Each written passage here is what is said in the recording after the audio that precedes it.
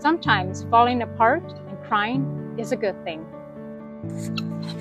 Hi, I'm La from the Rooted Life with La Vang, and this is my Daily Root series. And I actually just am taking all of you to the spot where I go when I need to sit and have a good cry, right in here in my chicken run with my flock. Not because I'm hiding from my feelings or running away from anything, but just because my feather flock won't judge me, and that's the truth. They won't. I was collecting eggs the other morning, just doing my normal morning routine, when it hit me, that wave of grief that comes from nowhere and everywhere all at once.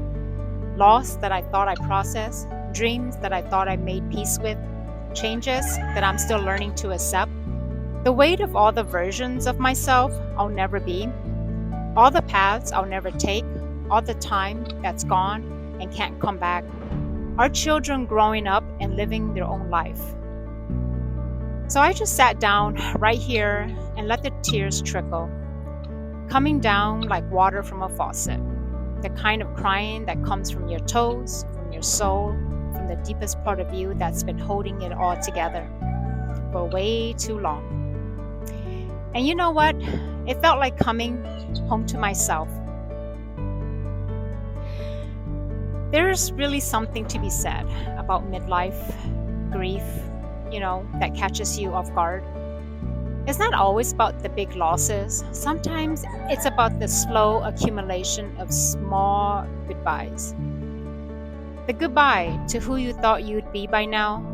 The goodbye to dreams that quietly slipped away while you were busy with life.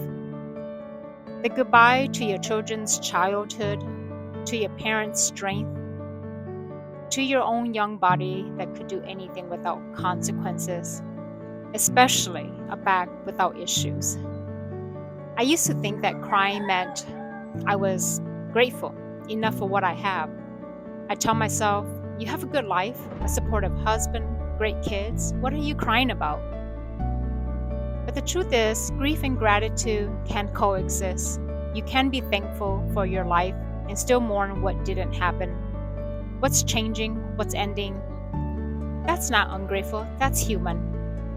We're taught that emotional breakdowns are failures, signs of weaknesses, things to avoid at all costs.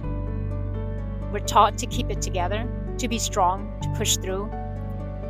But I think they're the opposite. They're your soul saying, I need to release this. They're your heart, clearing space for what's next, what's coming next. They're your body saying, I can't carry this anymore. I used to run away from my feelings, stay busy, push through, keep quiet, keep moving. But sitting here in the run, surrounded by my feathered friends who couldn't care less about my tears, I remember something important. And that is, tears aren't the enemy of strength, they're the path to it. You can't heal what you won't feel. You can't release what you won't acknowledge. When I stood up after that, I felt lighter. Not because my problems were solved, but because I stopped carrying them alone. I'd given them to the earth, to the sky, to the moment. I let them move me through. I let them move through me instead of staying stuck in me. The chickens, they kept going, they kept clucking. The world kept spinning and I kept breathing. And that's really all we can do sometimes. It's just to keep breathing through the waves, the emotion. We just keep trusting the process and keep believing that feeling it fully is the way through. So, if you're holding feelings that you need to release, you have permission to fall apart. Please subscribe for more honest conversations about the messy parts of life, the glowing up moments, becoming empty nesters, and the unglamorous work of becoming whole. And remember, you're not broken, you're just humans. So tell me in the comments if this resonated, and we're all carrying something.